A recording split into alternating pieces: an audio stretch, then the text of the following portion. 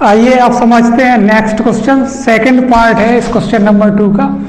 इसमें भी हमें दो पॉलिनोमियल का सम और प्रोडक्ट दिया गया है, तो हमें वो पॉलिनोमियल फाइंड करना है। तो क्या दिया गया है, हमें वहीं से शुरुआत करते हैं। क्या दिया गया है?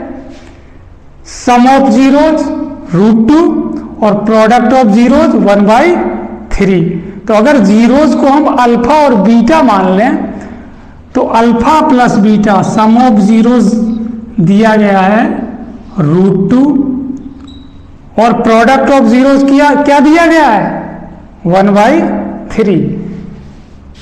प्रोडक्ट ऑफ जीरोज मतलब अल्फा इंटू बीटा दिया गया है 1/3। क्या फाइंड करना है हमें वह पॉलिनोमियल फाइंड करना है। क्या फॉर्मूला हो जाएगा? इसका फॉर्मूला होता है x² minus sum of zeros. Sum of zeros क्या है? Alpha plus beta into x plus product of zeros. Product of zeros क्या है? Alpha into beta. बिल्कुल सिंपल सा ये फॉर्मूला है। इस फॉर्मूले में ये जो वैल्यूज दी गई हैं सम ऑफ जीरोज और product of zeros, in value को क्या कर देते हैं? पुट कर देते हैं। तो next step x² minus alpha plus beta की वैल्यू है √2 x plus alpha into beta है 1/3। यहाँ हम एलसीएम ले लेते हैं। अगर यहाँ पर 3 एलसीएम लेंगे तो ये 3x² हो जाएगा प्लस 3 √2x हो जाएगा प्लस 1 हो जाएगा। अब 1/3 यहाँ पर कॉमन ले लेते हैं तो फाइनली यहाँ पर बचेगा 3x² प्लस 3 √2x प्लस 1।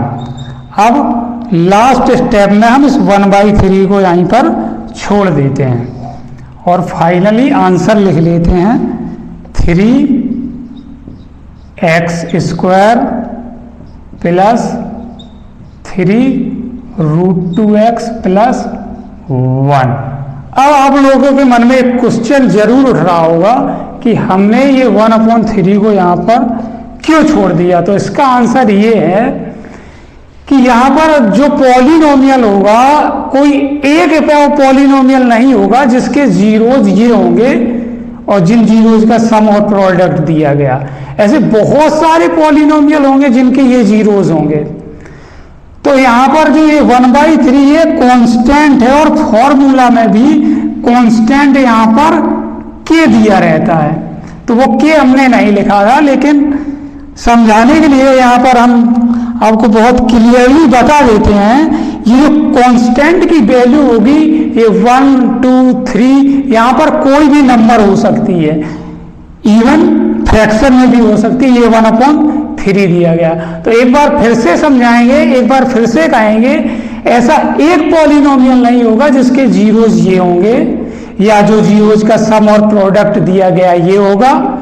ऐसे बहुत सारे पॉलिनोमियल होंगे जिसके जीरोज ये होंगे या जीरोज का सम और प्रोडक्ट ये होंगे। तो इसीलिए ये कांस्टेंट जो 1/3 आया इसको यहाँ पर हमने छोड़ दिया है। फाइनली इसका आंसर ये हो गया है 100%। ये बिल्कुल क्वेश्चन राइट है। यहाँ पर आप लोग कंफ्यूज मत होना कि सर ने ये 1/3 क्यों छोड़ दिया है। हमने इसका आपको जितना यहाँ पर इसका डिटेल में जाने की जरूरत थी उतना हमने बता दिया है। अभी फिलहाल में और डिटेल में जाने की जरूरत नहीं है। यहाँ पर अगर और डिटेल में जरूरत पड़ेगी और अदर क्वेश्चंस में तो जरूर बताएंगे, लेकिन फिलहाल अभी यहाँ पर इतना ही समझिए। ये कांस्टेंट के होता है तो कांस्टेंट के की वैल्यू आती है। क्यों? इसलिए आती है क्योंकि ऐसे बहुत सारे पॉलिनोमियल होंगे जिनके जीरोज जो दिए जाते हैं क्वेश्चन में वो होंगे, कोई एक पॉलिनोमियल नहीं होगा। इसलिए इस कांस्टेंट को हमने यहाँ पर छोड़ा है। इसको इसलिए बार बार बता रहे कि आप लोग कंफ्यूज मत हों। तो फाइनली इसका ये आंसर हो गया। इस क्वेश्चन नंबर 2 का सेकंड पार्ट भी कंप्लीट होता है।